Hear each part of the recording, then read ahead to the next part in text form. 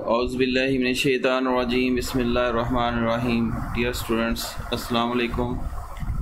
आज का हमारा टॉपिक है डीएनए यानी डीऑक्सी राइबोन्यूक्लिक एसिड। डीऑक्सी का आपको आइडिया हो गया होगा कि कार्बन नंबर 2 से ऑक्सीजन अगर निकला हो तो इसको डीऑक्सी कहा जाता है, यानी डीऑक्सी राइबोस, नहीं तो सिंपल राइबोस कहा जाता है। तो ये एक एडेनिन और राइबोस मिलके एक न्यूक्लियोसाइड बना रहे हैं, लेकिन अगर साथ फास्फेट लग जाए तो इसको कहते हैं न्यूक्लियोटाइड। तो डीएनए हेरिडिटरी मटेरियल है, इसके पॉइंट्स बना लेने बेटा। नंबर 1 पॉइंट जो है, डीएनए हेरिडिटरी मटेरियल है। हेरिडिटरी मतलब जो एक नस्ल से दूसरी नस्ल में यानी पेरेंट्स से बच्चों में मुंतकिल होता है, विरासत में मिलता है। एक पॉइंट हो गया, it controls the properties and potential activities, यानी खसूसियात और जितने भी काम हैं, एक्टिविटीज़ हैं किसी सेल की, उसको ये कंट्रोल करते हैं। Made of 4 kinds of nucleotides, 4 किस्म के न्यूक्लियोटाइड्स हैं। इनमें कौन कौन से हैं ये 4 न्यूक्लियोटाइड्स? डी एडिनोसिन मतलब डीऑक्सी राइबोस एडिनोसिन मोनोफॉस्फेट, मतलब कि इसमें एक ही फॉस्फेट लगा होगा, यानी कोई भी अगर हम एक न्यूक्लियोटाइड की बात करते हैं तो कोई बेस होगी, एडेनिन, गानिन, साइटोसिन या थाइमीन, और ये राइबोस शुगर। लेकिन अगर यहाँ से ये रिमूव हो जाए तो ये ओ दूसरे वाले से, ये पहला, ये दूसरा दूसरे वाले से, तो ये डीऑक्सी होगा और एक फॉस्फेट लगा हुआ है, एक के लिए मोनो वर्ड यूज़ होगा। तो ऊपर डायग्राम में भी इन्होंने इसी तरह से शो किया हुआ है कि अगर ये एक फॉस्फेट लगा हो तो ये मोनोफॉस्फेट कहलाता है, मोनो मीन एक। तो ये हो गया डीऑक्सी राइबोस एडिनोसिन मोनोफॉस्फेट, या शॉर्ट करके DAMP लिख देते हैं। दूसरा है D guanosine monophosphate, again deoxyguanosine monophosphate, short करके हो गया। फिर तीसरा हो गया डीसाइटिडाइन, इसको साइटिडाइन बोलना है, मोनोफॉस्फेट, और डीथाइमिडाइन मोनोफॉस्फेट। ये पैरिमिडाइन हैं, सिंगल रिंग वाली, ये दोनों साइटोसिन और थाइमिन वाली, जबकि पहली दो जो हैं ये डबल रिंग है, एडेनिन और गानिन। तो these nucleotides United with one another through phosphodiester linkage, यानी फास्फोरस और उसके गिर्द 2 ईस्टर बॉन्ड, डाई मीन दो ईस्टर बॉन्ड्स बनते हैं जिनको लिंकेज कहते हैं स्पेसिफिक सीक्वेंस में, और लॉन्ग चेन्स बनाते हैं जिसको पॉलीन्यूक्लियोटाइड चेन कहते हैं।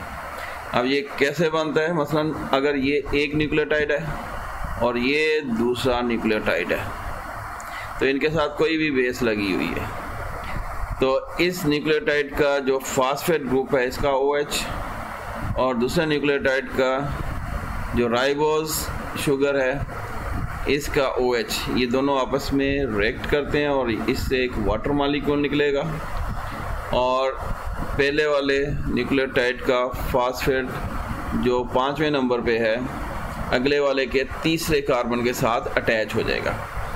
अब फास्फेट को अगर हम देखते हैं तो फास्फेट के इधर भी एक ईस्टर बॉन्ड है और अगले न्यूक्लियोटाइड के साथ भी इसने ईस्टर बॉन्ड बना लिया है, तो 2 ईस्टर बॉन्ड, और किसके गिर्द हैं? फास्फोरस के, इसलिए इसको फास्फोडाई ईस्टर कहेंगे। यानी एक न्यूक्लियोटाइड ये हो गया, दूसरा न्यूक्लियोटाइड ये हो गया इसी तरह से आगे जुड़ते जाएंगे, तो ये वाला बॉन्ड, एक ये ईस्टर बॉन्ड हो गया, दूसरा ईस्टर बॉन्ड ये हो गया, इसलिए इसको डाई ईस्टर कहते हैं। इसमें और वाज़ेह आ जाएगा।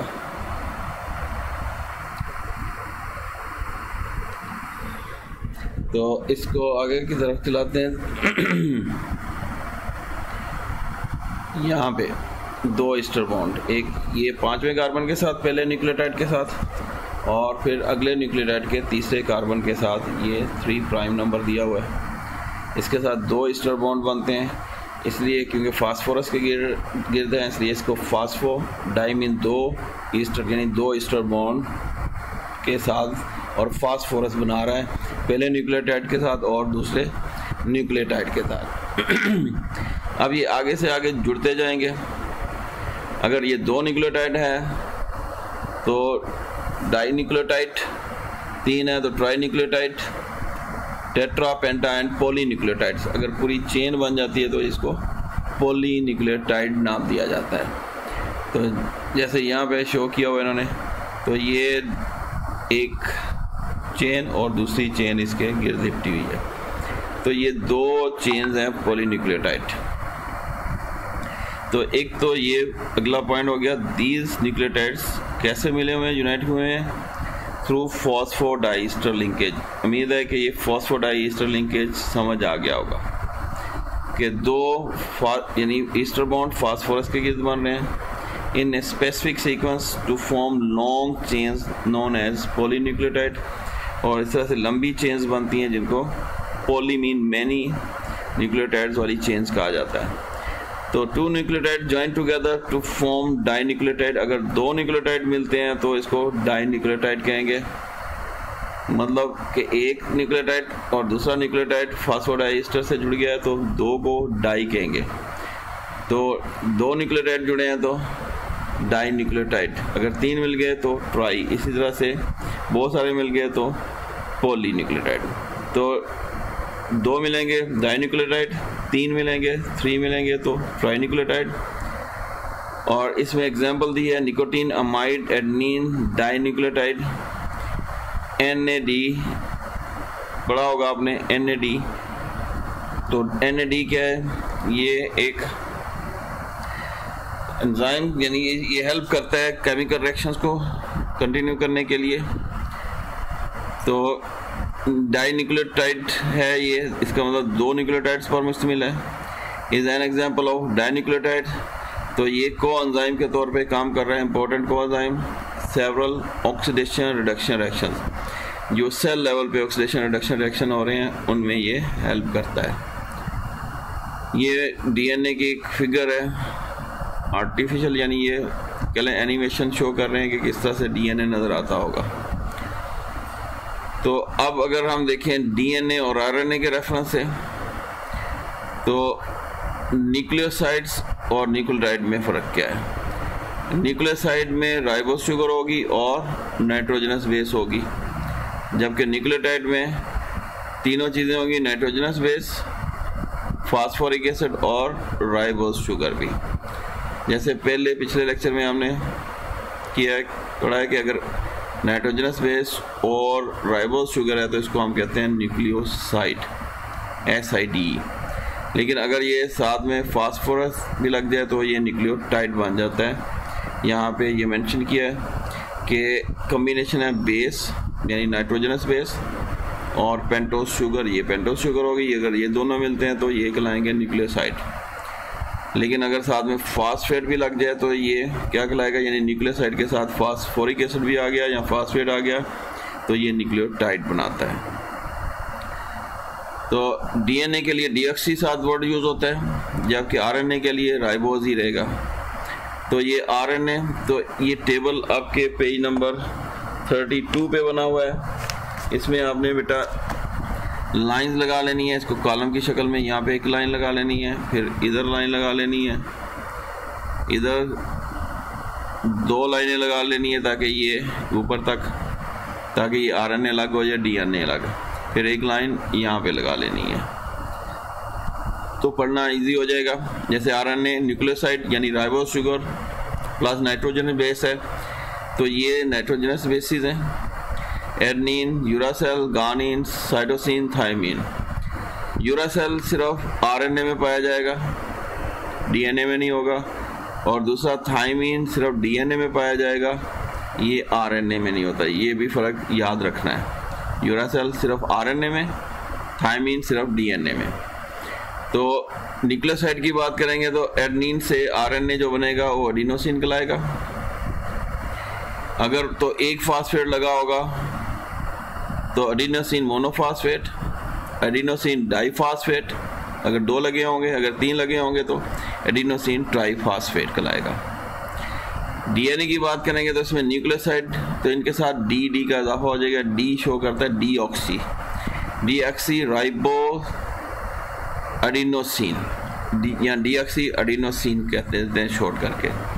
अगर एक फास्फेट लग गया न्यूक्लियोटाइड में तो एडिनोसिन, यानी पहले डीऑक्सी एडिनोसिन मोनोफास्फेट 2 लगे होंगे तो एडिनोसिन डीऑक्सी एडिनोसिन डाइफास्फेट, अगर 3 लगे होंगे तो डीऑक्सी एडिनोसिन ट्राइफास्फेट। यूरासिल की बात करेंगे तो यूरिडाइन न्यूक्लियोसाइड है, तो इस तरह से मोनो डाई और ट्राई हो जाएगा, लेकिन क्योंकि ये डीएनए में नहीं होता इसलिए यहाँ पे इन्होंने छोड़ दिया इसको। गानिन की बात करेंगे तो गानोसिन मोनो डाई और ट्राइफास्फेट, डीएनए के साथ डी लगता जाएगा, यही चीज़ें होंगी। डी गानोसिन यानी डीऑक्सी गानोसिन और मोनो डाई ट्राई। साइटोसिन की बात करेंगे आरएनए में तो साइटिडाइन मोनो डाई और ट्राई हो जाएगा। इसी तरह से डीऑक्सी डीएनए में कहलाएगा, डीऑक्सी साइटिडाइन मोनो डाई और ट्राई। फिर थायमीन की बात करेंगे क्योंकि थायमीन आरएनए में नहीं होता इसलिए ये जगह छोड़ दी इन्होंने, जबकि डीएनए जो है ये थायमिडिन डी थायमिडाइन फिर मोनो और डाई हो गया। तो ये आरएनए और डीएनए में नाइट्रोजनस बेसिस के रेफरेंस से बात होगी। फिर नेक्स्ट डीएनए के रेफरेंस है 1951 में Erwin Chargaff provided data about the ratios, कि रेशियो क्या पाई जाती है डीएनए में, निस्बत क्या पाई जाती है डिफरेंट बेसिस की मॉलिक्यूल्स में। तो this data suggested that adenine and thymine, adenine और थायमीन जो है वो इक्वल इन रेशियो है, and so are guanine and cytosine, यानी एडनिन और थायमीन की रेशियो एक जैसी है ऑलमोस्ट, और दूसरी तरफ गानिन और साइटोसिन की रेशियो एक जैसी है। अगर हम इसमें देखें मैन के अंदर एडनिन 30.9 है, तो एडनिन और थायमीन के रेफरेंस से देखें 29.4 तकरीबन करीब है। दूसरी तरफ गानिन और साइटोसिन है तो गानिन 19.9 है, साइटोसिन इसके अगेंस्ट 19.8 है, यानी ये गानिन और साइटोसिन एक जैसे हो गए रेशो में ऑलमोस्ट, और थायमीन और एडनिन एक जैसे हो गए। फिर नेक्स्ट है मॉरिस विल्किंस।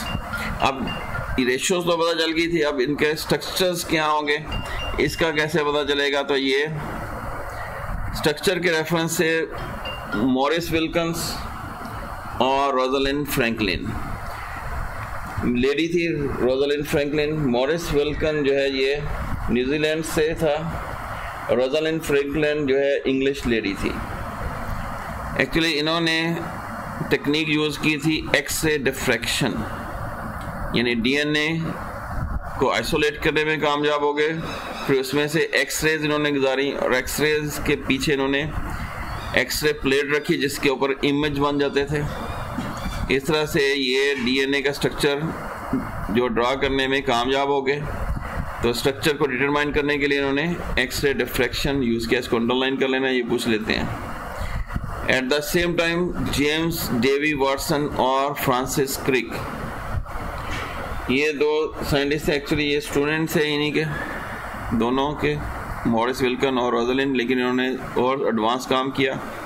इन्होंने स्केल मॉडल ड्रा करने में कामयाब हो गए डीएनए का, यानी डीएनए की शक्ल बनाने में कामयाब हो गए, और इसको उन्होंने यानी कार्ड्स काट के ऑलमोस्ट इस तरह के स्ट्रक्चर्स कार्ड के साथ बनाने की कोशिश की और इसमें कामयाब रहे। एट द डेटा दस ऑब्टेन, इस तरह से जो इन्हें डेटा मिला तो स्ट्रांगली क्या सजेस्ट कर रहा था, DNA is made up of 2 polynucleotide chain. इसके पॉइंट्स बना लेने हैं। एक तो ये 2 पॉलीन्यूक्लियोटाइड चेन्स या स्ट्रैंड्स पर मुश्तमिल है, मतलब ये एक स्ट्रैंड और ये दूसरा स्ट्रैंड।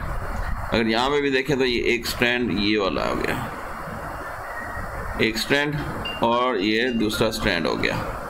तो 2 स्ट्रैंड पर मुश्तमिल है। पॉलीन्यूक्लियोटाइड इसलिए कहेंगे, इसमें बहुत सारे न्यूक्लियोटाइड होंगे हर स्ट्रैंड के साथ। फिर ये एक स्ट्रैंड ये वाला हो गया और दूसरा ये आपस में यहाँ से जुड़े हुए हैं, तो इसलिए इनको कहेंगे पॉलीन्यूक्लियोटाइड स्ट्रैंड्स पर मुश्तमिल हो गया। एक बात, फिर ये बल्क आया हुआ है तो इसको डबल हेलिक्स कहेंगे। ये जो बल नज़र आ रहा है एक्चुअली ये दो स्ट्रैंड आपस में इस तरह से हेलिकल स्ट्रक्चर बना रहे हैं, इसलिए इसको डबल हेलिक्स कहेंगे। कॉइलिंग ऑफ टू स्ट्रैंड्स ये अपोजिट है, coiled antiparallel to each other. Antiparallel इसलिए कहेंगे अगर एक स्ट्रैंड ऊपर की तरफ मूव कर रहा है तो दूसरा स्ट्रैंड नीचे की तरफ इसकी शेप होगी। जैसे यहाँ पे इन्होंने 3 प्राइम से 5 प्राइम की तरफ कि ये राइबोस शुगर यहाँ पे 3 एंड है, इसका ऊपर 5। हर राइबोस शुगर में देखें तो इसका ये 3 एंड और ये 5 एंड, 3 एंड 5 एंड, इसलिए इसको इधर 3 लिखेंगे ऊपर 5। इसी तरह से इसका उलट है, राइबोस का ये 3 एंड इधर है और 5 एंड इधर है, ये 3 एंड हो गया, यहाँ पे कर्सर है, और ये 5 एंड। इसी तरह से 3 एंड 5 एंड, इसलिए 3 इधर और 5 इधर हो गया। तो ये ऊपर की तरफ मूव कर रहा है तो ये नीचे को होता है, इसलिए इसको कहेंगे एंटी पैरेलल हो गया। तो एंटी पैरेलल अगला पॉइंट हो गया। The two chains are held together by weak bonds, hydrogen bonds. तो ये दरमियान में जो बॉन्ड्स दिखाए हुए हैं ये हाइड्रोजन बॉन्ड्स हैं, यानी ये एक पूरा स्ट्रैंड है, ये वाला, ये पूरा स्ट्रैंड। अब ये यहाँ से भी जुड़ा हुआ है, 3 बॉन्ड्स, 2 बॉन्ड्स, 3 बॉन्ड हाइड्रोजन, फिर 2 बॉन्ड्स। तो एक्चुअली ये देखें एडेनिन और थायमीन के बीच में 2 बॉन्ड्स हैं, गानिन और साइटोसिन के बीच में ये 3 बॉन्ड्स हैं। फिर एडेनिन थायमीन 2 बॉन्ड्स, गानिन साइटोसिन के बीच में 3 बॉन्ड्स। तो एंटी पैरेलल हो गए, chains held together by weak hydrogen bonds हो गई। एडेनिन हमेशा किसके साथ मिल रहा है? थायमीन के साथ, थायमीन के अपोजिट होगा, और गानिन हमेशा साइटोसिन के अपोजिट होगा। फिर इनमें फर्दर अगला पॉइंट, 2 हाइड्रोजन बॉन्ड होंगे एडेनिन और थायमीन के बीच में, 2 हाइड्रोजन बॉन्ड, जबकि 3 हाइड्रोजन बॉन्ड होंगे गानिन और साइटोसिन के बीच में।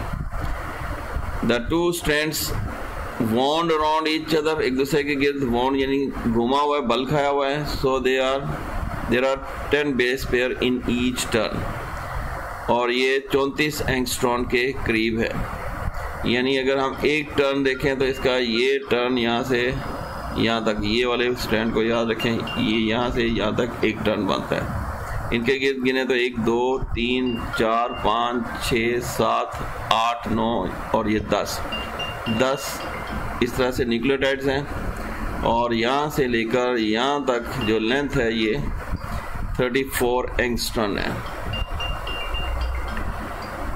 तो ये इंफॉर्मेशन होगी। अब ये भी पूछ लेते हैं 1 एंगस्ट्रॉन कितने के बराबर है? तो 1 angstrom equal to 100 million of centimetre के बराबर होता है। ये पॉइंट्स ध्यान में उठा लेने हैं, यानी एक तो पॉलीन्यूक्लियोटाइड स्ट्रैंड, एक स्ट्रैंड, दूसरा स्ट्रैंड, यानी 2 पॉलीन्यूक्लियोटाइड स्ट्रैंड्स जो आपस में हाइड्रोजन बॉन्ड से जुड़े हुए हैं। और फिर ये एंटी पैरेलल हैं, एक ऊपर को जा रहा है तो दूसरा नीचे को आ रहा है। फिर एडेनिन हमेशा थायमीन के साथ मिल रही है, गानिन साइटोसिन के साथ मिल रही है। एडेनिन और थायमीन में डबल बॉन्ड है, गानिन साइटोसिन में 3 हाइड्रोजन बॉन्ड है, और फिर ये आपस में कॉइल होके इन्होंने डबल हेलिकल स्ट्रक्चर बनाया हुआ है। और एक टर्न जो यहाँ से शुरू होकर यानी इधर से शुरू होगा और यहाँ तक कंसिडर किया जाएगा। तो एक टर्न में 10 न्यूक्लियोटाइड्स आपस में बाइंड हुए हैं, 10 पेयर्स ऑफ न्यूक्लियोटाइड्स, और जिनका ये डिस्टेंस बनता है 34 एंगस्ट्रॉन। और 1 एंगस्ट्रॉन बराबर है कितने के? इसको अंडरलाइन कर लेना है, 100 million of centimetre, 100 million of centimetre. तो ये डीएनए के स्ट्रक्चर के रेफरेंस से हो गया। फिर डीएनए की अमाउंट कितनी होगी, यानी कितनी बातें होगी, यहाँ पे इनकी रेशोज होगी, ये स्ट्रक्चर हो गया। अब नेक्स्ट जो है इनकी अमाउंट है, amount of DNA is fixed for a particular species. Her species, जैसे ह्यूमंस एक स्पीशी है, गोट्स स्पीशीज हैं, हॉर्सेस स्पीशीज हैं, तो ये हर एक स्पीशीज, बल्कि हॉर्सेस में भी फर्दर डिफरेंट किस्म के हॉर्सेस हैं उनके अंदर, फिर गोट्स के अंदर, फिश के अंदर, तो हर एक के अंदर ये पर्टिकुलर होगा, मखसूस अमाउंट होगी, डीएनए की मिकदार मखसूस होगी। It depend upon the number of chromosome, किस पे डिपेंड करता है कि उसमें क्रोमोसोम की तादाद कितनी है। इसका मतलब हर स्पीशीज़ या हर नौ के अंदर क्रोमोसोम की तादाद मुख्तलिफ होती है। तो amount of DNA in germ cells, germ cells कौन से होते हैं? स्पर्म्स और ओवम। स्पर्म्स मेल्स में होते हैं और फीमेल में ओवा प्लूरल हो गया, ओवम सिंगुलर हो गया। तो ये इनमें 1/2 होते हैं दैट ऑफ सोमेटिक सेल्स, यानी बाकी बॉडी सेल्स की निस्बत जर्म सेल में आधे क्रोमोसोम होते हैं 1n। तो यहाँ पे कंपैरिजन दिया हुआ है, ये टेबल याद कर लेना है। तो इसमें चिकन यानी मुर्गी के चूजे हो गए और क्रैब मछली का नाम है। तो अमाउंट ऑफ डीएनए बताई है न्यूक्लियस में पिकोग्राम में। रेड ब्लड सेल चिकन के अंदर रेड ब्लड सेल में 2.3 ये पिकोग्राम है क्रोमोसोम, जबकि क्रैब में 3.3 है। लीवर सेल में 2.4 चिकन में, 3.3 पिकोग्राम क्रैब में। किडनी सेल में 2.4 चिकन में और 3.3 क्रैब में हो गया। स्पर्म सेल यहाँ पे क्योंकि ये जर्म सेल्स हैं इसलिए आधी अमाउंट होगी 1.3, यानी बाकियों की ऑलमोस्ट ऑन एवरेज ये आधी है। इसी तरह से ये क्रैब में भी आधी है 1.6, बाकियों की निस्बत ऑलमोस्ट ये आधी अमाउंट होती है। यहाँ तक ये टॉपिक मुकम्मल हो गया। फिर ये शॉर्ट क्वेश्चन के रेफरेंस से इम्पोर्टेंट है। तो जितनी भी इंफॉर्मेशन होती हैं स्ट्रक्चर के रेफरेंस से कि क्या शक्ल बनेगी, दूसरा फंक्शन के रेफरेंस से किसी भी सेल की, तो ये डीएनए के अंदर ये इंफॉर्मेशन या मालूमात होती हैं। इसमें एग्जांपल दी है क्रोमोसोम्स, बैक्टीरिया का नाम क्या है? एस्कर्शिया कोलाई या ई कोलाई इसको कहते हैं, एक बैक्टीरिया है।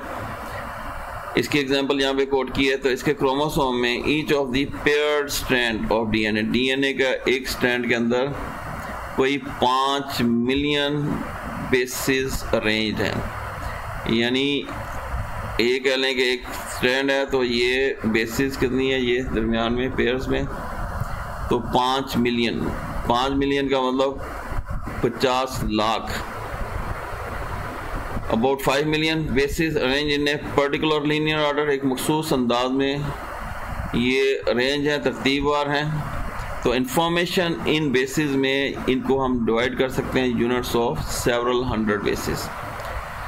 बहुत सारे सैकड़ों की तादाद में इंफॉर्मेशन यहाँ पे मौजूद है। खुद बेसिस मिलियंस में है, लाखों में है, लेकिन इंफॉर्मेशन जो है क्योंकि एक ग्रुप की शक्ल में ये इंफॉर्मेशन, एक ग्रुप में एक किस्म की इंफॉर्मेशन होगी। 100 बेसिस जो मुश्तमिल है, ई यूनिट जो होगी वो जीन होगी। इसका मतलब अगर एक जीन में 1000 बेसिस हैं तो वो एक करैक्टर को कंट्रोल कर रहा होगा। A unit of biological inheritance, और जीन क्या है? यूनिट ऑफ बायोलॉजिकल इनहेरिटेंस, यानी विरासत है जो पेरेंट्स से बच्चों को मिलती है। तो इकोलाई जीनोम, यानी इकोलाई के क्रोमोसोम जेनेटिक्स में या जीन्स में कितने हैं? कंसिस्ट ऑफ 4,639,221 बेस पेयर्स, यानी 40 लाख, ये कोई 46 लाख बनते हैं, 46,39,221 बेस पेयर्स। तो ये कम से कम कितनी प्रोटीन के लिए कोड कर रहे हैं? 4,288 के लिए। एक तो ये इंफॉर्मेशन होगी, दूसरी फिर हीमोफाइलस इन्फ्लुएंजा, ये डिजीज़ है इन्फ्लुएंजा की, और ये उस बैक्टीरिया का नाम है हीमोफाइलस इन्फ्लुएंजा।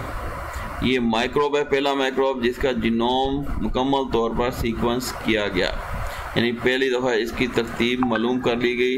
इसके डीएनए के अंदर, इसके क्रोमोसोम में कौन कौन से न्यूक्लियोटाइड है, और इसको पब्लिश भी कर दिया गया जुलाई 28, 1995 में। ये भी याद कर लेना, ये यानी शॉर्ट और एमसीक्यूज में आ जाता है। तो स्टूडेंट, यहाँ तक हमारा आज का टॉपिक मुकम्मल हो गया। नेक्स्ट तक के लिए